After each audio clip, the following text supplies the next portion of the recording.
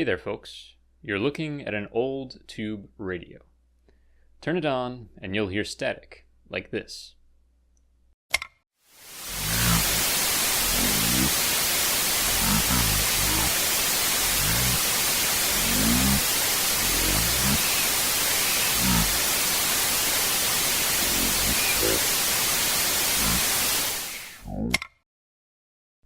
Static is a funny thing. Radio waves are among the longest in the electromagnetic spectrum, the furthest from what we can see with our own two eyes. They swim all around us, even through our bodies.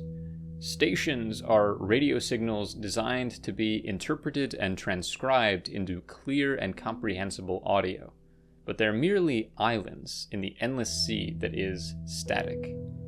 It is emitted by our own technology, like drips from leaky pipes. Some of it comes from outer space, the imperceptible groans of the colossal nexus of energy that the planet Earth sits in the shadow of.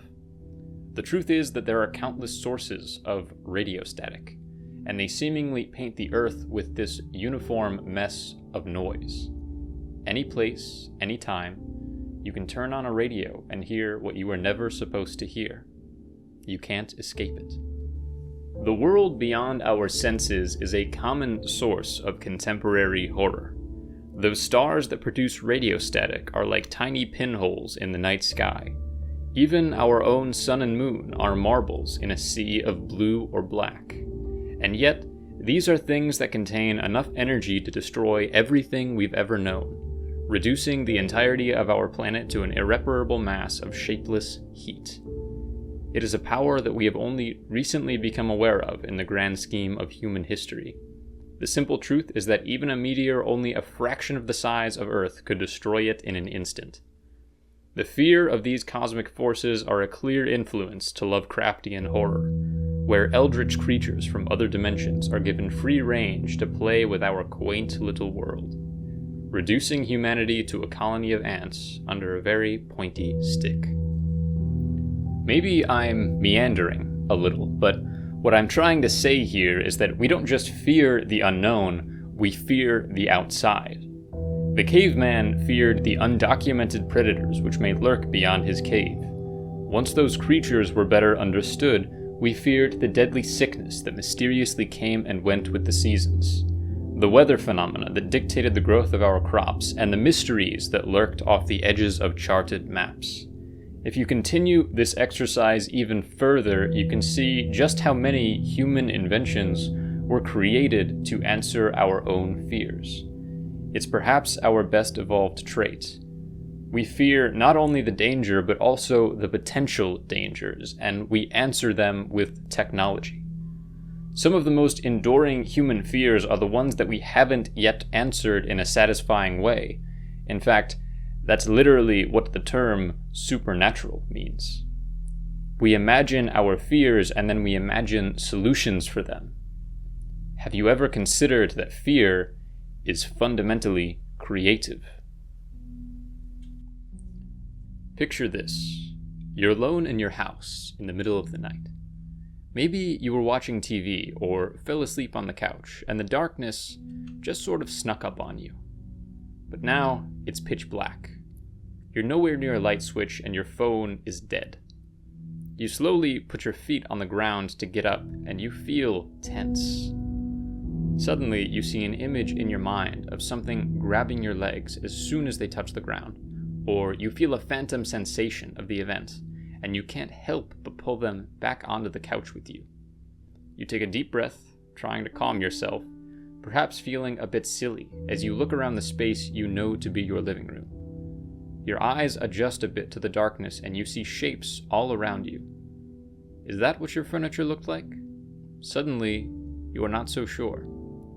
As silly as it sounds, you want desperately to stay exactly where you are, on high alert for all the potential threats that could be everywhere. You dare not peer out the window for fear that something will see you. It's as if you don't know a thing about the world beyond your couch. The only thing you do know is that you're safe where you are, and you don't want to move. Sound familiar? It's easiest to paint on a blank canvas. It's easiest to write on an empty page. And it's easiest to imagine in a dark room. The less you know about the world around you, the more afraid of it you are. So your brain tries to project the potential dangers. And those are the hands that reach out from under your couch, and the specters disguising themselves as a clothing-covered chair. The most common ages for chronic nightmares are between 3 and 6 years old, and for most people, they decline until adulthood. Most adults only get a handful of nightmares a year. Personally, some of my earliest childhood memories are nightmares, and just generally being afraid in my bed at night. This happens in part because our imaginations are most active in youth, and because we know much less about the world. To a 5-year-old, the possibility of a zombie wandering around their backyard isn't really any less probable than seeing an animal they've never seen, like a zebra. The longer you live, the more you learn about what can and cannot happen. So it's harder to find yourself in those states of enigma-fueled fear.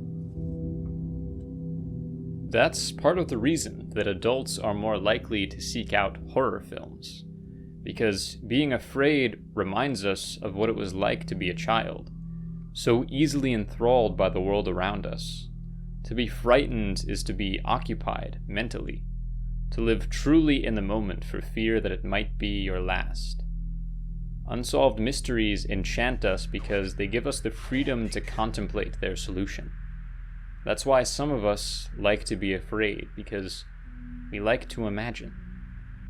The fear that this old abandoned radio contains the spirits of the dead, or can connect us to a mysterious world beyond our own, isn't really fear. It's creativity. The true fear is that it doesn't do any of those things.